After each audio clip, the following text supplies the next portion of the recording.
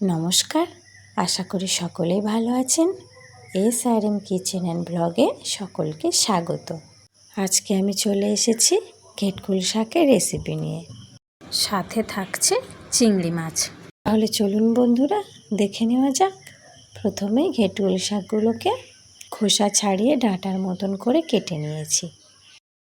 একটু লবণ মাখিয়ে ঢাকা দিয়ে রেখে দেব আধা ঘন্টা। পরিমাণ মতো আলু সরু করে কেটে নিয়েছি, সাথে চিংড়ি মাছ পরিষ্কার করে নিয়েছি। লবণ আর হলুদ মাখিয়ে সরিষার তেল গরম করে ভেজে নিচ্ছি। বেশি ভাজবো না, চিংড়ি মাছগুলোর জল ছাড়তে শুরু করলে তুলে নেব। হালকা একটু নাড়াচাড়া করে নিয়ে মাছগুলোকে এই জল আর তেল সমেত তুলে রেখে দেব।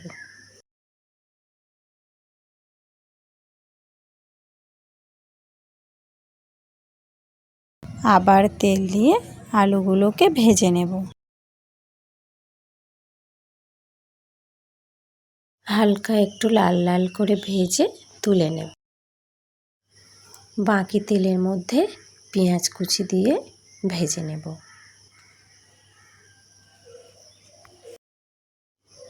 দিয়ে দিচ্ছি শুকনো লঙ্কা, সুন্দর একটু সেন্ট হবে, তেজপাতা,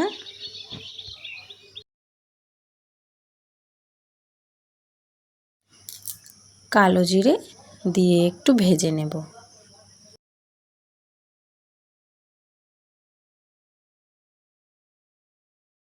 ভালো করে ভেজে নিয়েছি। আধা ঘন্টা পরে দেখুন ঘেটকুল শাক দিয়ে কতটা জল বার হয়েছে। জলটাকে ঝরিয়ে নেব। কড়াইতে দিয়ে ভালো করে মিনিট দুয়েক হাই আঁচে নাড়তে থাকবো।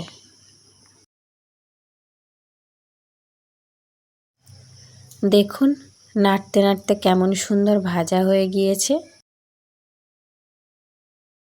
এবার দিয়ে দেব হলুদ গুঁড়ো, সাথে লঙ্কার গুঁড়ো, লাল লঙ্কার গুঁড়ো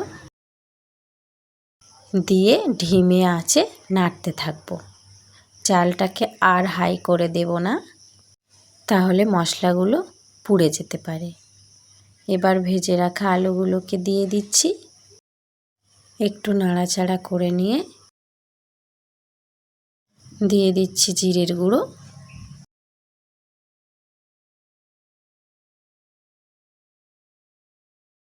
আবারও একটু নাড়াচাড়া করে নিয়ে দিয়ে দিচ্ছি 2 টেবিল চামচ মতো আদা রসুনের পেস্ট। একসঙ্গে ভালো করে ধিমে আঁচে নাড়তে থাকবো।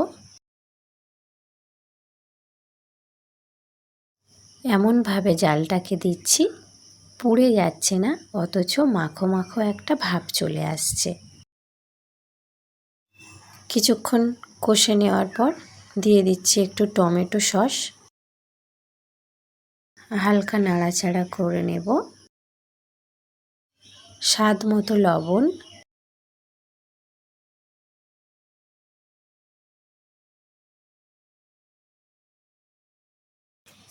নাড়তে নাড়তে দেখুন আলুগুলো গলে গিয়েছে, সাথে শাকগুলোও গলে গিয়েছে। দিয়ে দিচ্ছি চিংড়ি মাছ, আদা ভাজা চিংড়ি মাছ।